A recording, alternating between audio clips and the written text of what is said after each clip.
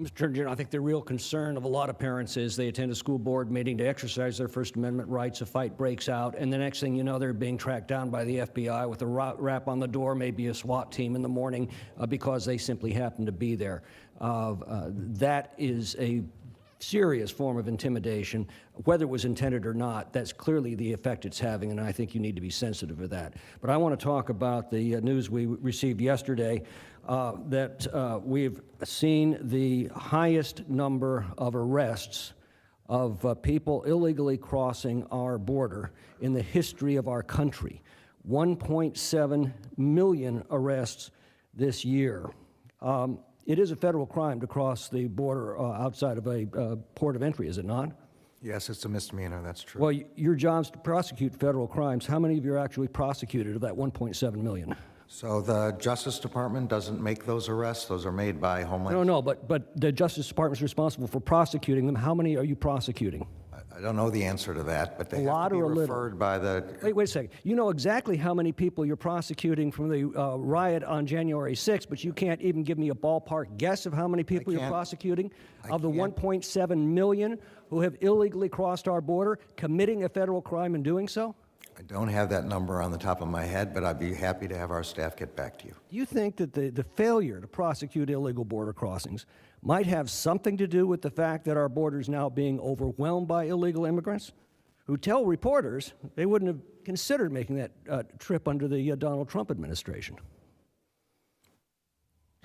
I think there are a substantial number of issues driving migration towards the United States, from the pandemic. Well, if you ask the migrants, and the earthquakes, if you ask the migrants, they'll tell you specifically what's driving it. They can do it now. They can get in. Gallup, and not fair prosecution from you. You know, Gallup tells us there are about 42 million people living just in Latin America and the Caribbean who intend to come to the United States if they can, based upon their polling. A lot of people come each year on temporary visas, but then they fail to leave when those visas expire, again, in violation of federal law. Do you believe that those who illegally overstay their visas should respect our laws and return to their home countries? I think they should respect our laws. It's up to the Department of Homeland Security to make determinations about and yet the administration is proposing amnesty to most visa overstays who arrived before January of 2021, including those whose visas have yet to expire. So what you're telling us and what you're doing are two very different things. Let me go on. It's unlawful for an employer to knowingly hire an illegal alien. How many prosecutions are you pursuing under this law? Again, I don't know the number off the top of my head, but I'd be happy to have staff try to get back to you. It shocks me, given the fact that this is now an historic high on illegal border crossings. You're the chief law enforcement officer of our country. You come here before this committee. You devote not a word in your spoken remarks to this issue. You devote, out of a 10-page written statement, one paragraph simply saying we need to expedite the immigration proceedings for asylum claims. I find that astonishing. Let me ask you this. Do you agree that an alien who's received proper notice of his or her immigration court hearing, who fails to appear at that hearing absent exceptional circumstances, and is ordered removed in absentia, should be removed from this country? I'm not really familiar with exactly the circumstance you're talking about. There are rules about removal, and there are rules that the Department of Homeland Security has established. I'm sorry.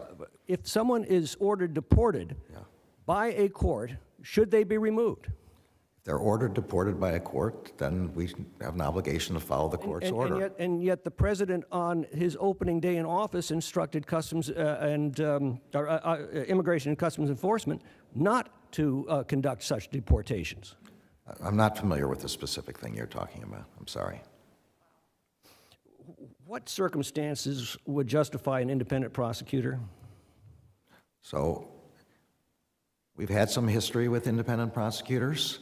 Neither the Democrats nor the Republicans seem to like the result, regardless of who is appointed. There have been multiple reports that Hunter Biden made enormous sums of money, and he's admitted that's because of his family ties. Now, that by itself might not be a crime, but there have also now been multiple reports that emails and other communications from Hunter Biden have indicated that his finances were intermingled with those of his father's, including a text to his daughter complaining that half of his earnings were going to his father. If that doesn't call for an independent investigation of the president, what would? So I'm not going to comment about this investigation, but as everyone knows, there is an investigation going on in Delaware by the U.S. attorney who was appointed by the previous administration, and I can't comment on it any further than that. That's being done under the Justice Department, not independently, and the Justice Department answers to the president, who's implicated in these emails.